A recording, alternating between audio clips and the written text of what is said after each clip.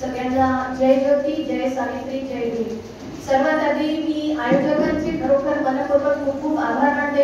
एकदा आयोजकांसाठी जोरदार टाळ्या होऊन जाऊ द्या, कारण त्यांनी इतकं सुंदर असं कार्यक्रमाचं आयोजन केलेलं आहे। इतकी पब्लिक खेळवून ठेवणं ही खरंच गंमतची गोष्ट नाही आहे। आपण सर्वजण इथे उपस्थित झालात, आपल्या सगळ्यांचं पुनश्च एकदा स्वागत करते। मी विशाखा यवतकर, यवतमाळ, माझ्या कवितेला सुरुवात करते। माझ्या कवितेचं शीर्षक आहे भिडेवाड्यातून बदलण्या सुरुवात भारताची झाली। भिडेवाड्यातून बदलण्या सुरुवात भारताची झाली। भारताला बदलण्या फुले सावित्री आली। वंचित समाज दबला होता गुलामगिरी खाली। भिडेवाड्यातून फुंकला होकार, शिक्षा क्रांतीची झाली। ज्यांच्याकडे नव्हते वस्त्र, तोटी आले त्यांच्याही शब्दांचे शस्त्र, आणि पहाट स्वातंत्र्याची झाली। भारताला बदलण्या फुले सावित्री आली। होत्या अन्याय अत्याचाराच्या मनकुटीवर पखाली, होत्या अन्याय अत्याचाराच्या मनकुटीवर पखाली।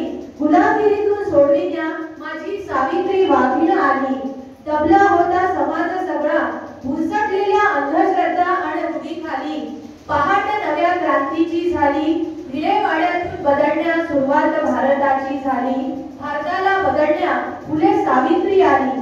नसती भिडेवाड्याची पहिली शाळा, तर समाज गेला असता गुलामगिरीत वाया।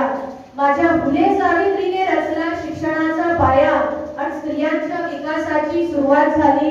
भिडेवाड्यातून बदलण्या सुरुवात भारताची झाली। नव्हते हक्क अधिकार जगण्याचे मानवाला, होती गत जनावरापरी झाली। भारताच्या वंचिताला नव्हता कोणी वाली, दंड पोपटूनी विषमतेला ज्योती सावित्रीने ललकारी दिली। फुले सावित्रीमुळे काळोखातून मानवता उदयास आली। भिडेवाड्यातून बदलण्या सुरुवात भारताची झाली। भारताला बदलण्या फुले सावित्री आली। फुले सावित्री आली। धन्यवाद। जय ज्योती, जय सावित्री।